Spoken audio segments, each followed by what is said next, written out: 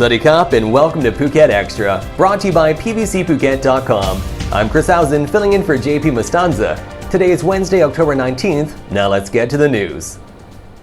The island continues to get pounded by more heavy rain for the fifth day in a row, with floods in Phuket Town, parts of the west coast, in Chalong, Talang, and the south of the island, with a weather warning being reissued and in effect until Sunday.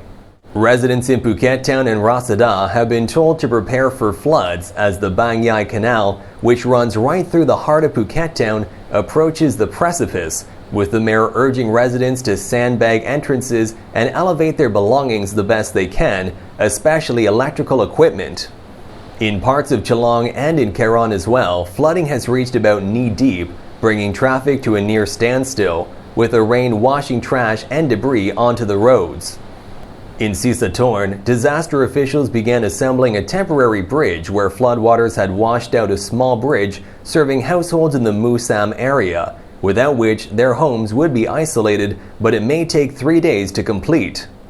The heavy rainfall weather warning for Phuket was reissued this morning, now extended to remain in effect until this Sunday, October 22nd. Depositors will only be able to use plastic cards at cash deposit machines under the anti-money laundering new regulations. The requirement will take effect on November 15, while consumers can currently deposit money by either inserting their plastic card or merely entering a bank account number. The new rule means cash depositors will now have to verify their identity by using an ATM card, debit card, or credit card. Individuals who do not have a plastic card can deposit money via other channels, including banks' physical branches, counter services at convenience stores, post offices, and other banking agencies. Fraudsters often use nominees to open deposit accounts and conduct suspicious transactions for them on their behalf, according to the Secretary General of the Thai Bankers Association. This is what led regulators to enact stricter rules to prevent suspicious transactions.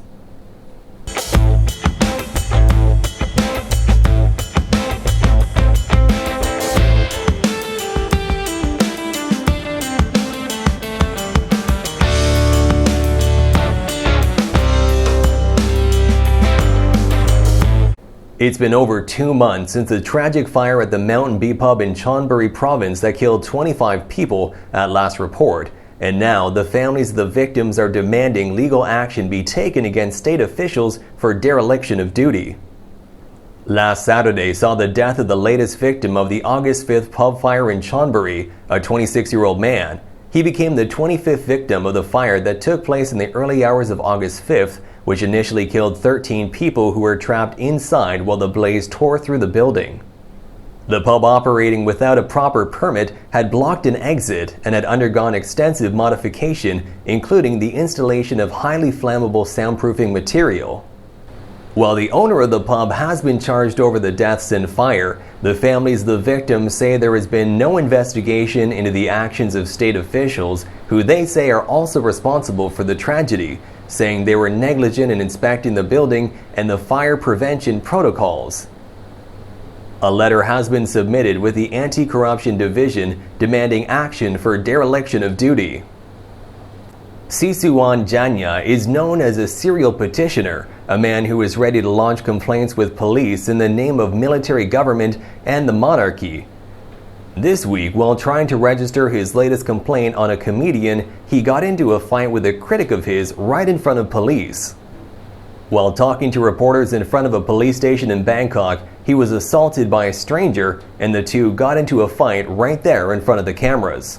Police stepped in to break up the fight, and the assailant told reporters that he had been waiting for this day to teach the man a lesson, and said he wanted people to know that not everyone agrees with his constant petitioning. The whole thing was over the latest stand-up special from Nose, called DO13, which streamed on Netflix on October 11 and angered supporters of General Prayut with several comments.